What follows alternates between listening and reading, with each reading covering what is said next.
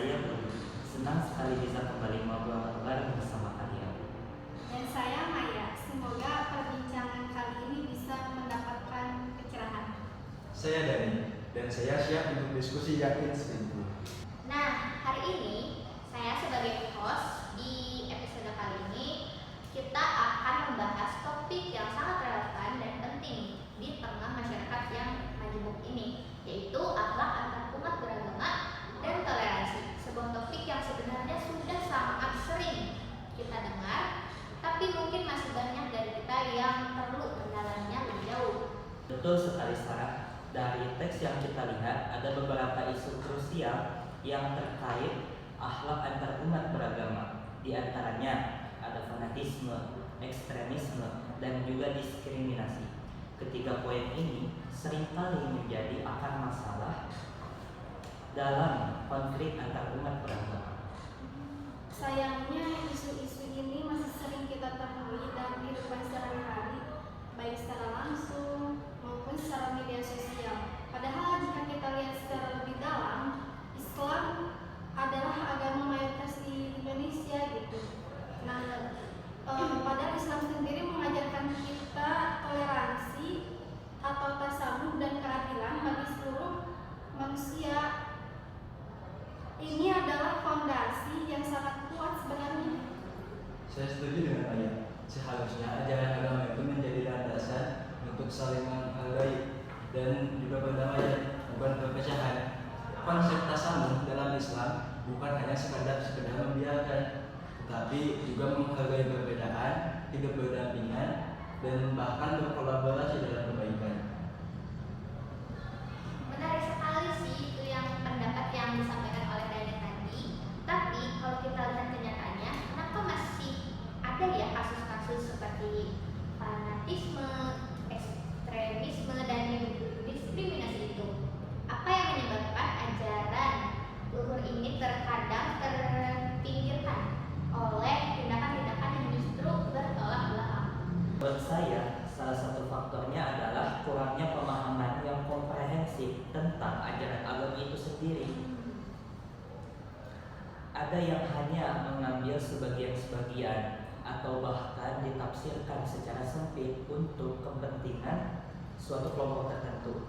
Ditambah lagi paparan yang tidak komprehensif, yang tidak terverifikasi di era digital ini juga semakin memperparah tentunya.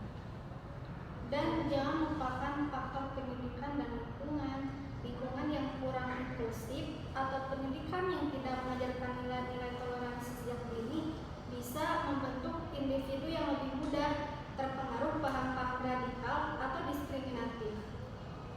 Saya rasa masih ada juga sih kelompok yang merasa bahwa dirinya paling benar dan juga merendahkan kelompok lain. Padahal esensi keberagaman itu kan untuk menjadikan diri kita agar lebih baik, berinteraksi dengan sesama dan tanpa memandang latar belakang satu sama lain.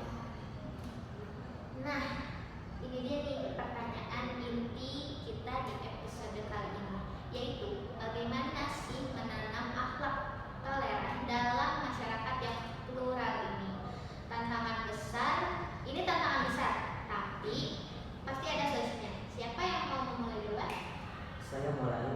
Oke, Menurut silakan. saya, pendidikan adalah kunci utama.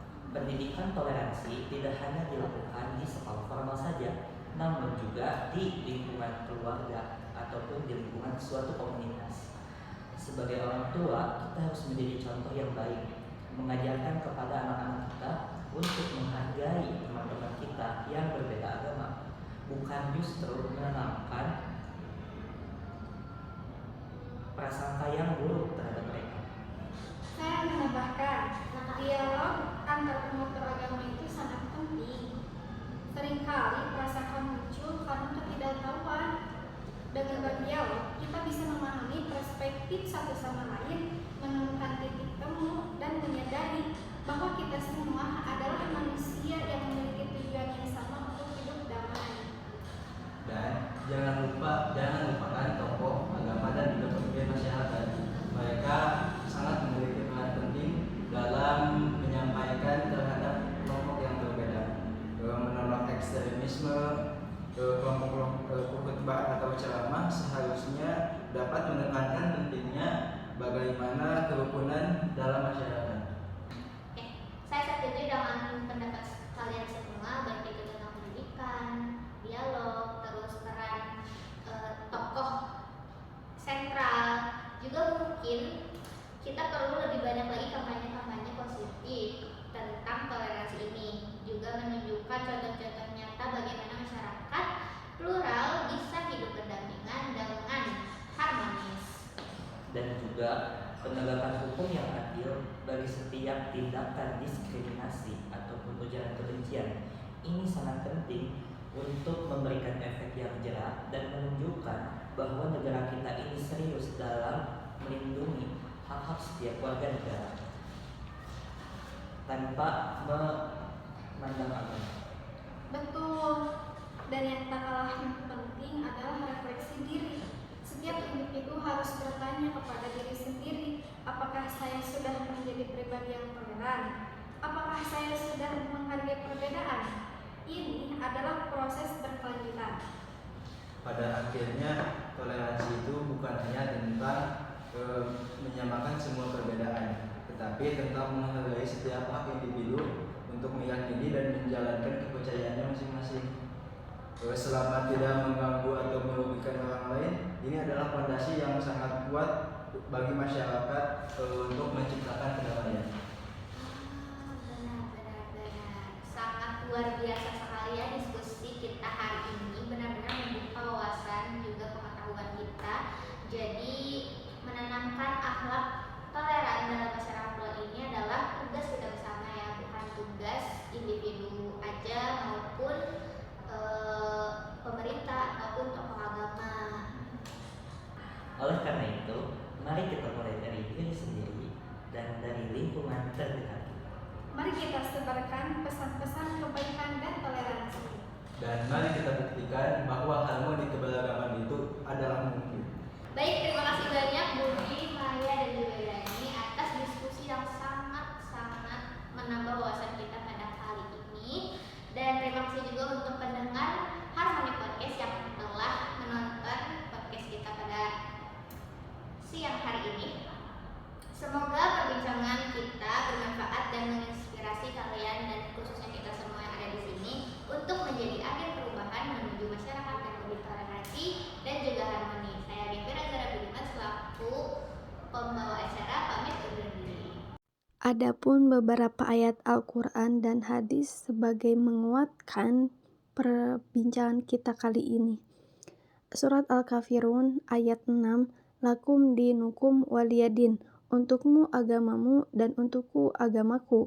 Ayat ini sering disebut sebagai fondasi utama toleransi dalam Islam, menegaskan bahwa tidak ada paksaan dalam beragama dan setiap individu memiliki hak untuk memilih keyakinannya sendiri. Ini secara langsung menentang fanatisme dan diskriminasi. Adapun hadis mengatakan, qala Rasulullah sallallahu alaihi wasallam, ittaqullaha haitsu ma kuntum wa atbi'us sayyi'atal hasanata tamhuha wa khaliqun nasa bi khuluqin hasanin. Artinya Rasulullah Shallallahu Alaihi Wasallam bersabda, bertakwalah kepada Allah dimanapun kamu berada, iringilah keburukan dengan kebaikan, niscaya kebaikan itu akan menghapusnya, dan bergaulah dengan manusia dengan akhlak yang baik. Hadis ini menekankan pentingnya akhlak yang baik dalam berinteraksi dengan semua orang tanpa memandang latar belakang agama. Ini adalah landasan kuat untuk menanamkan toleransi dan kerukunan.